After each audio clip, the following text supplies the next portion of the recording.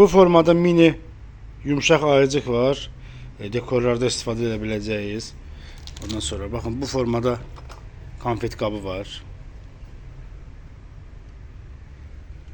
Ondan sonra bu formada tortun üzəri üçün tac var. Baxın belə. Ondan sonra baxın əsasən gül buketlərində istifadə edə biləcəyiniz. Eni 28 cm-dir, uzunluğu da təxminən 4 metrdir. Baxın belə mirvarili. Bu əsasən gül buketlərində istifadə olunur. Ondan sonra bakın bu formada tas formasında konfet qabı var.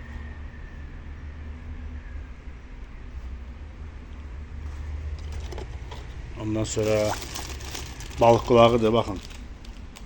Mirvari rəngdə. Bunların paskasında 10 ədəd olur. O balık qulağının bu formada gümüşsü, bir de qızılısı da var. Ondan sonra bakın belə sumkalar var.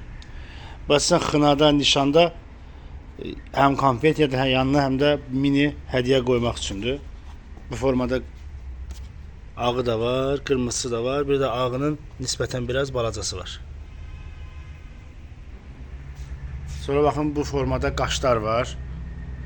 Bu qaşları ayrı video olarak çəkib paylaşmışıq. Kanalımızda var. Bu qaşları daha ətraflı oradan baxa bilərsiniz. Sonra belə tülpanlar var. Bunların hal-hazırda burada 3 rəngi var. Bir də belədir. Amma bunların rəng modelləri çoxdur. Hal-hazırda bitib amma olacaq. Sonra bu formada lalə var. Sonra nərgiz gülləri var belə. Sonra baxın ağac çiçəyi var və bir də tək-tək belə kava var. Və belə balaca ravaşkalar. Əslində bu hal-hazırda gül modellərimiz biraz azdır, amma onun digər çeşidləri də olacaq. Sonra baxın lent çeşidlərimizdir. Bu lentləri də ayrı olaraq kanalımızda çəkib paylaşmışıq, baxa bilərsiniz.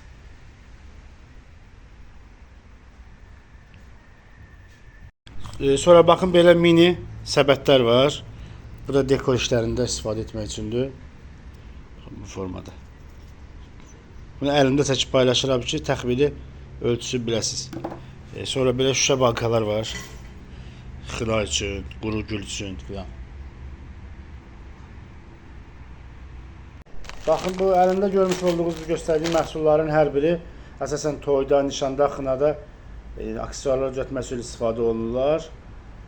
Baxın, həm güllər də məsələn gəlin buketləri filan hamısı üçün var. Yəni ətraflı baxmaq üçün mağazamıza yaxınlaşa bilərsiniz və yaxud da ki kanalımızdan demək olar ki bütün videoları, bütün məhsulların videolarını çəkib paylaşırıq, bir-bir izləyə bilərsiniz.